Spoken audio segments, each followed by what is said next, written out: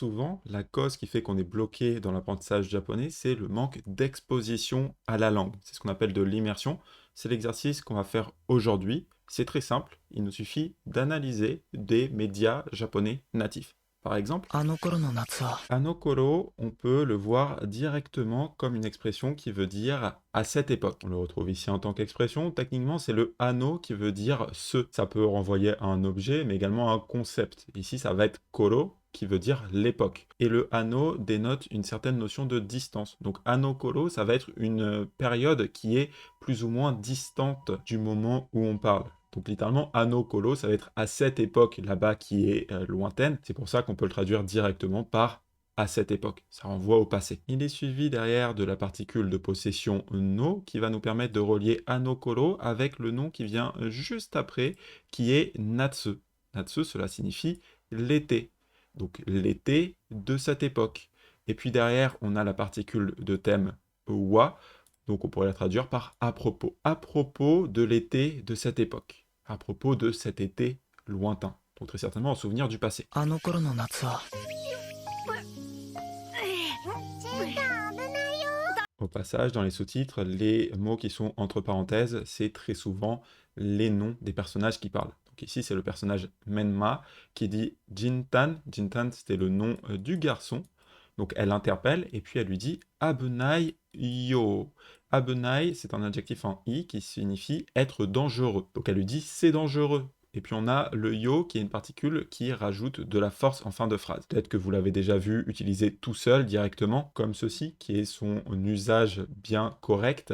À l'oral, c'est vrai qu'on aura tendance à l'allonger. Ce qui est bon à noter, c'est que même si dans les manuels, on vous dit souvent qu'en japonais, les mots d'origine japonaise, on les allonge avec un E, et les mots d'origine étrangère, on les allonge avec un tiret. Sachez que c'est un usage général et qu'en réalité, notamment quand on est à l'oral, on est très flexible. Vous voyez que le yo à l'oral, lorsqu'on le retranscrit à l'écrit en japonais, on a 3 moyens de le réécrire. Faut pas que ça vous perturbe. En réalité, si vous connaissez le japonais, ça paraît logique. C'est vrai que yo, si on met un tiret derrière, bah, ça l'allonge, donc yo. Si on met un u derrière, o plus u en japonais, c'est comme ça qu'on allonge, donc ça donnerait yo. Et yo plus o, pareil, ça va allonger yo. Donc techniquement, les 3 orthographes peuvent se retrouver. J'aurais tendance à dire qu'à l'oral, quand même, celle qui va être le plus utilisée pour retranscrire, c'est directement avec le bâton qui permet d'allonger, c'est vrai, habituellement, plutôt les mots en katakana. On peut l'utiliser voilà, à l'oral pour annoncer des sons qui sont un petit peu plus longs que normalement. Donc elle lui dit Jintan, c'est dangereux. Puis elle assiste un petit peu avec le yo. Sur quoi il répond Daijoubu, ça va, il n'y a pas de souci. Puis il manque de tomber. Bon voilà, ils sont tous un peu surpris. Alors ici, on a un autre personnage, je vais pas prononcer son nom pour des raisons, voilà, bon, c'est un nom qui est utilisé pas mal d'ailleurs dans l'animé, hein, ils font des blagues effectivement, ça a un sens un petit peu particulier. Ah, vous voyez, on a encore un allongement ici, bon, c'est juste ici vraiment une interjection, hein. Oh, ah, voilà, yappali. Yappali, ça c'est un mot extrêmement utilisé en japonais. Yappali, on l'utilise quand on avait une certaine attente, et que cette attente est réalisée. Donc ce qui fait que la traduction la plus proche en français, souvent, c'est « Ah, effectivement ». Ah, comme je m'y attendais, comme prévu. Là, vous verrez que derrière, je vais le traduire par comme prévu dans la phrase, ça fera un petit peu étonnant. Sachez que c'est très naturel en japonais, et ça, c'est quelque chose qu'on acquiert justement avec l'immersion. C'est à force de s'exposer comme ceci à plein de phrases naturelles que l'on progresse. Ici, si on regarde une liste de fréquences, vous voyez que Yapali, il est classé top 300, donc il est extrêmement, extrêmement utilisé. Observez-le en immersion, il se traduit un petit peu mal. À force de l'écouter, ça devient très naturel. Donc Yapali, comme on pourrait s'y attendre, Jintan no ga. Alors Jintan, c'est toujours le nom du garçon. On a le nom qui va être le nom de possession. Alors, observez bien l'image, il a ici un insecte dans les mains. Puis derrière, on a le ga qui va être la particule de sujet. Alors le no que l'on a ici, techniquement, c'est le no de possession. Normalement, il permet de relier 2 noms. Et ici, on a juste Jintan no, et on n'a pas d'autre nom derrière. Vous pourriez dire, mais de quoi elle parle? Le quoi de Jintan? En français, on utiliserait un pronom. On dirait, ah, celui de Jintan. On dirait pas forcément l'insecte de Jintan, puisque ici c'est clair avec le contexte. On dirait, ah oui, comme on pourrait s'y attendre, celui de Jintan. Mais vous voyez ce celui, ce pronom qu'on a en français, eh bien en japonais, il faut savoir que les pronoms, lorsqu'ils sont évidents par le contexte, on a généralement le droit de les omettre. Donc ici, on dit directement Jintan no, et ça suffit. Si ça peut vous aider, vous pouvez imaginer que no, parfois, il est utilisé comme no mono, pour dire celui de, la chose de. Littéralement, ce serait la chose de Jintan, celui de Jintan. Ça se voit beaucoup lorsque l'on parle de possession en japonais. Vous dites directement le prénom de la personne plus no, et vous pouvez derrière enchaîner avec une particule comme ga pour indiquer le sujet ou o pour indiquer l'objet. Ça devient directement celui de Jintan.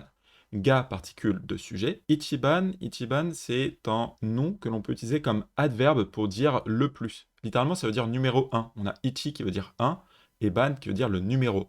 Donc le numéro 1, on peut l'utiliser comme adverbe pour dire le plus, le premier. Et derrière, on a oki. Je vous invite à observer comment c'est écrit dans les sous-titres. Vous voyez, encore une fois, allongé avec un i comme ceci, enfin avec un bâton comme le yo de tout à l'heure, alors que quand on le cherche dans le dictionnaire, il est allongé avec un i. Pourquoi? C'est parce que, effectivement, en japonais standard bien écrit, on a tendance à allonger les mots écrits en hiragana directement avec des hiragana. En réalité, quand on retranscrit le texte pour par exemple des sous-titres ou si jamais vous écrivez des messages textuels à des amis, on peut prendre des libertés et on va souvent allonger les sons directement avec la barre. C'est très pratique, ça donne un côté un petit peu plus oral au mot qui est prononcé ainsi. Alors, normalement, le mot que vous connaissez peut-être plus tôt, c'est oki, qui s'écrirait comme ceci. Ici, en fait, c'est une prononciation un petit peu plus orale, plutôt que de dire oki, on dit oki. C'est un peu plus facile à prononcer. Vous voyez, on a raccourci le o ici, puis on a mis une petite pause, voilà, oki, un peu plus simple à prononcer. Ici, dans le dictionnaire, on nous indique que c'est colloquial, donc ça veut dire que c'est oral. A, comme on pouvait s'y attendre, celui de Jintan, c'est le plus grand, c'est le plus gros. Donc le comme on pouvait s'y attendre, ça fait peut-être un poil étonnant ici en français. En japonais, c'est très naturel. Ça montre que ici, la personne qui parle, encore une fois, je vais taire son prénom pour éviter d'être censuré par YouTube, elle s'attendait à ce que Jintan attrape le plus gros insecte. Donc très certainement que juste avec cette phrase, vous voyez, on comprend déjà que Jintan, il est peut-être un petit peu adoré, fantasmé par cette personne. Cette personne pense que Jintan, voilà, c'est un mec trop fort. C'est pour ça que ça lui paraît naturel qu'il ait attrapé le plus gros insecte. Hé hé hé, il rigole. Daro, c'est une version raccourcie de daro, la forme volitive de da. Si vous pouvez la prendre directement comme une expression, ça veut dire n'est-ce pas. N'est-ce pas? Après le sens qu'on a ici dans le dictionnaire. Donc il rigole, il fait ah, n'est-ce pas? Pas vrai. Bon, tché, c'est un petit cri juste pour dire en mode ouais, je suis dégoûté, voilà. Honto, forme orale de honto, normalement on l'allonge. Là c'est super intéressant, vous voyez que dans cet animé, c'est très oral. Bon, ça reprend des enfants qui parlent entre eux, et c'est vrai que, comme en France, des enfants qui parlent entre eux, ils vont parler de manière très orale. Et là, ça le retrouve, et ça, ce qui est incroyable, c'est que c'est le vrai japonais que vous allez entendre quand vous parlez à des gens, notamment si vous avez l'occasion de vous créer des amis proches au Japon. Généralement, c'est ce japonais qui va être parlé. Donc, plutôt que de dire honto, on a honto, vous voyez, c'est un petit peu raccourci, le sens est le même, ça veut dire vraiment, pour de vrai. Donc, elle dit vraiment, sugoi, incroyable, incroyable. Jintan kakkena. Kakke, c'est une version très orale de kakkoi. Kakkoi. Vous voyez qu'en fait, kakkoi, qui veut dire être stylé, être classe, trop stylé Jintan. Eh bien, kakkoi, le koi devient ke. Ça, c'est une transformation qu'on a énormément à l'oral. Ah, kakke, trop stylé. Et puis le na, c'est une particule de réflexion personnelle. Donc là, ça montre que c'est la réflexion que se fait la personne quand il dit cette phrase. Waouh, Jintan, il est trop stylé, il est trop cool. あの頃の俺は Anokoro no ore wa, anokoro, cette époque, no possessions, ore, c'est je, ça s'utilise par les hommes, c'est un pronom familier, donc ici, le moi de cette époque, puis wa, particule de thème. Le moi de cette époque, あの頃の俺は ne jintan, e jintan, alors le ne, ça s'utilise pour interpeller des gens. E jintan, なんだよメンマ nandayo, qu'est-ce qu'il y a? Nanda, en fait, c'est nani, quoi? Da, quand on les utilise ensemble, ça devient nanda pour une histoire de prononciation. Et c'est une interjection pour dire quoi? Quoi? Puis le yo qui rajoute un petit peu de force ici en posant une question. Nanda yo? Qu'est-ce qu'il y a? Qu'est-ce qu'il y a, Menma? Anone, ça c'est très utilisé lorsque vous cherchez un petit peu vos mots. Ça serait un, bon. Là, ici, anone, excusez-moi, voilà, c'est une interjection pour interpeller quelqu'un ou pour chercher un petit peu ces mots pour introduire quelque chose que l'on va dire. Onegai, c'est un vœu, une demande, c'est une requête. Ga, ale, particule de sujet, ale, il y a. Il y a une requête, on traduirait ça plutôt en français par j'ai une requête, j'ai quelque chose à te demander. Et puis le no en fin de phrase, c'est ici un no de justification. Peut-être que certains connaissent déjà noda ou nodes, c'est la contraction à l'oral, ça permet de se justifier. Si on voudrait vraiment l'afficher, c'est que j'ai quelque chose à te demander, ça fait très lourd en français, on va plutôt l'omettre. Onegai ga aru no, j'ai quelque chose à te demander. L'immersion, c'est vraiment indispensable pour progresser en japonais. Mais si vous êtes bloqué, le problème se trouve peut-être ailleurs dans un premier temps. Malheureusement, la plupart des ressources traditionnelles enseignent assez mal certains points fondamentaux du japonais, qui, lorsqu'on les maîtrise, permettent de comprendre en profondeur pourquoi le japonais agit comme il agit. Je sais que moi, quand je commençais l'apprentissage japonais, on me disait tout le temps, bah tiens, ça c'est la règle, c'est comme ça, c'est pas autrement, c'est le japonais, c'est compliqué, faut que tu l'apprennes par cœur. Et c'est vrai en fait, si on prend le temps de expliquer correctement comment le japonais fonctionne, en fait, il est d'une logique qui est extrêmement belle, et ça facilite votre apprentissage. Moi, une fois que j'ai appris ces notions, vraiment, mon apprentissage a pris une nouvelle dimension. Quand je faisais de l'immersion, je comprenais beaucoup mieux les phrases sur lesquelles je tombais. Il y avait vraiment une logique derrière ces phrases, et ça a vraiment accéléré mon apprentissage. C'est pour ça que j'ai compilé ces notions dans une masterclass. C'est gratuit, il suffit de laisser votre adresse email, et puis je vous envoie le replay. C'est une masterclass que j'avais donnée sur YouTube. Donc n'hésitez pas à vous rendre dans la description afin de vous inscrire et de découvrir les fondations clés qui rendent la grammaire japonaise logique et compréhensible. Et une fois qu'on a ces notions, bien sûr, très important, il faut faire de l'immersion qu'on va donc continuer tout de suite. Je passe l'opening pour des raisons de droit d'auteur. J'espère que vous êtes inscrits à la masterclass. N'oubliez pas de le faire. Vous pouvez mettre la vidéo en pause juste pour vous inscrire très rapidement, puis revenir. On analyse la suite de l'anime. なんだこれは。 Nanda, c'est quoi? Ça, on l'avait vu tout à l'heure avec Nandayo. C'est le même ici, hein. Nanda, qu'est-ce que c'est? Qu'est-ce qui se passe? Korea, c'est la contraction de kore wa. Kore wa, kore c'est ceci, wa particule de thème. Donc qu'est-ce que c'est que ceci? Qu'est-ce que c'est à propos de ceci? Kore wa, korea, korea. Vous voyez qu'à l'oral, c'est un peu plus simple à prononcer. Donc voilà, korea, c'est la contraction de kore wa. Qu'est-ce que c'est que ceci? 俺は病んでる。確実に。 Orewa à propos de moi, yanderu c'est le verbe yamu, qui veut dire être malade. Certains le connaissent peut-être vu qu'on l'utilise dans le mot bio-in, l'hôpital, ainsi que bio-ki, la maladie. Ah, ce sont deux mots là, généralement, qu'on apprend assez tôt dans l'apprentissage du japonais. Et ici, il est utilisé à la forme en T, donc on passe de yamu à yande, c'est la forme en T. Puis on a le le, c'est la contraction ici de yande iru, le présent continu. C'est vrai qu'en japonais oral, le i a tendance à sauter. C'est-à-dire que la forme en teiru devient la forme en telu, enfin une histoire de prononciation. Donc yandeiru devient yandelu. Donc je suis malade, au présent continu. Puis on a kakujitsu ni, l'adjectif en a kakujitsu, qui veut dire certain. Et il faut savoir qu'on peut utiliser les adjectifs en na avec un ni à la place du na. Et ça permet de l'utiliser plutôt que comme adjectif, de l'utiliser comme adverbe. Donc c'est quoi la différence? C'est que un adjectif, ça modifie un nom. Par exemple, on pourrait dire kakujitsu na koto, une chose certaine. Le ni, en fait, ça va permettre de le transformer en certainement. Ça va modifier le verbe. En fait, le verbe ici, il vient avant. Je suis malade, certainement. Alors, c'est un certainement qui est de manière sûre, de manière totale. Je suis complètement malade. Il n'y a aucun doute. En bon japonais, c'est vrai que normalement, ça viendrait dans le sens inverse, hein. On mettrait l'adverbe avant le verbe. Mais ça, c'est quelque chose qui, à l'oral, se voit. On pourrait le faire en français, hein.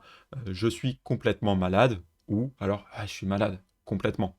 Vous voyez qu'à l'oral, ça pose pas de problème. C'est la même idée en japonais. Voilà. Kakujitsu ni, ça veut dire certain. Il n'y a pas de doute. これはきっと抱えまくったストレスと抱えまくったトラウマが夏の暑さのせいで形を。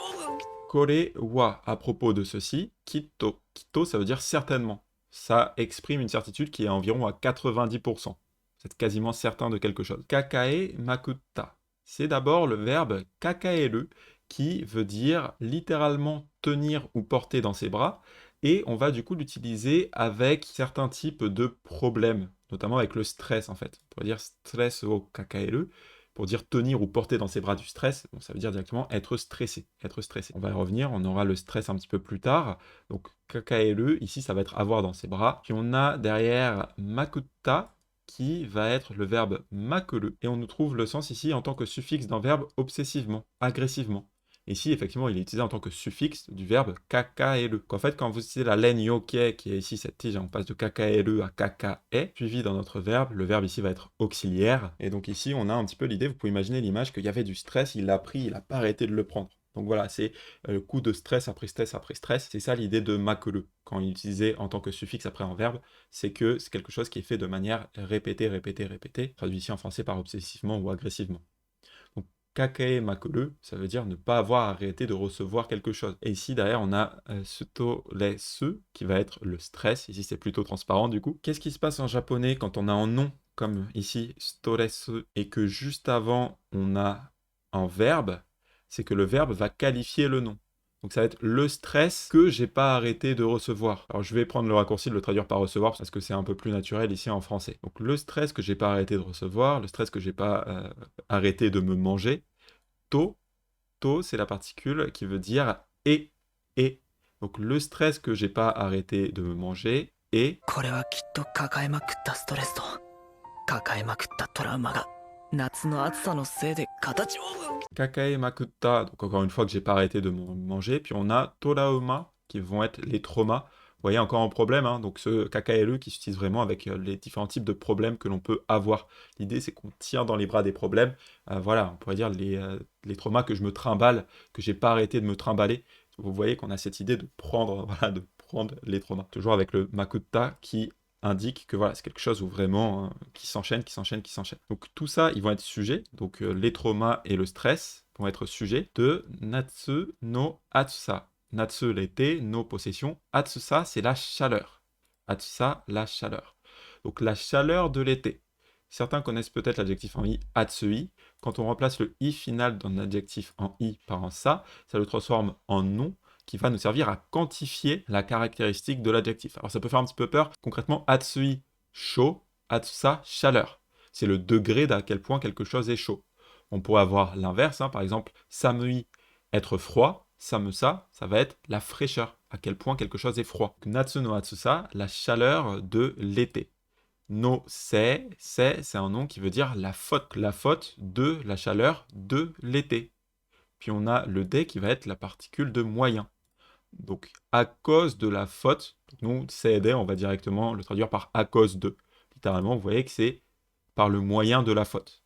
Donc, à cause de la chaleur de l'été, puis on a katachi o, et puis il arrête sa phrase. Alors, katachi, ça veut dire la forme. Et il y a une expression en japonais qui est katachi o toru, qui veut dire littéralement prendre forme, prendre la forme. C'est vrai qu'en français, du coup, on dit prendre forme. Vous voyez que c'est extrêmement proche. Donc ici, il dit que c'est le stress et les traumas qui se trimballent à cause de la chaleur de l'été.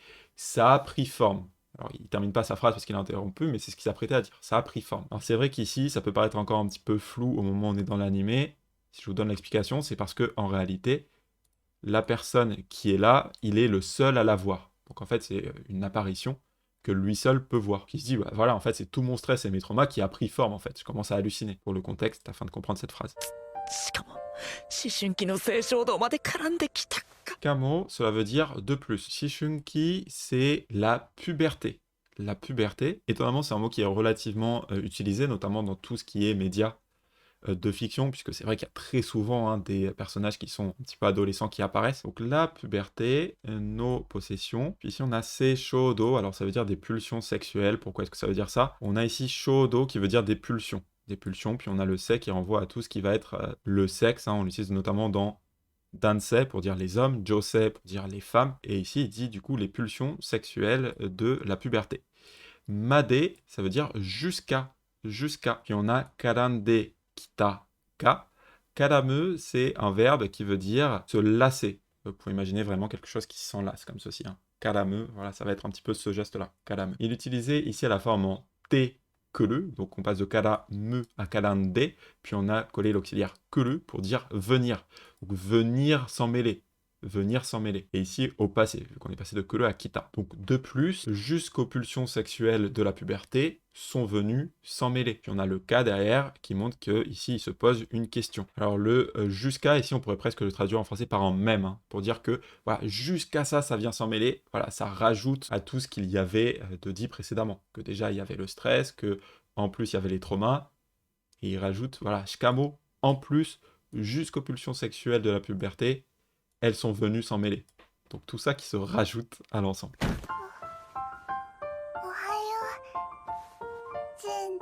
Bonjour Jintan, vous voyez que normalement c'est Ohayo avec un long yo, et ici c'est vrai qu'à l'oral on va dire Ohayo. Donc ça c'est quelque chose d'assez intéressant, c'est que le japonais qu'on apprend dans les manuels et le japonais qui est utilisé dans la vraie vie, il va changer. On va allonger des sons, on va raccourcir des sons, ça peut perturber beaucoup au début. Si ça peut vous rassurer, on chope très vite l'habitude à force de faire un peu d'immersion. Anohana est très sympa pour apprendre la langue, alors vous avez vu qu'il y a des passages un petit peu compliqués, C'est pas grave, moi ce que j'invite à faire sur les passages compliqués, c'est vous essayez de les décortiquer et si vous voyez que ça bloque, il faut apprendre à passer à la suite. Ça, c'est une compétence clé de l'immersion. C'est ne pas s'arrêter dès qu'on bloque. Vous bloquez, vous dites c'est pas grave, vous passez à la suite. Et il y a également des passages qui sont plutôt simples. Vous allez pouvoir apprendre pas mal de vocabulaire. Il y a pas mal de passages plus tard dans l'anime aussi, ça va être des conversations entre amis qui sont écrites de manière naturelle. Donc c'est vraiment très intéressant pour apprendre la langue. Si ce n'est pas fait, inscrivez-vous à la masterclass, c'est gratuit. Et puis ensuite, à votre tour, faites de l'immersion. Si vous trouvez ça trop intimidant de faire cet exercice tout seul pour le moment, je vous laisse une playlist où on fait ça avec d'autres animés afin que vous puissiez progresser en japonais.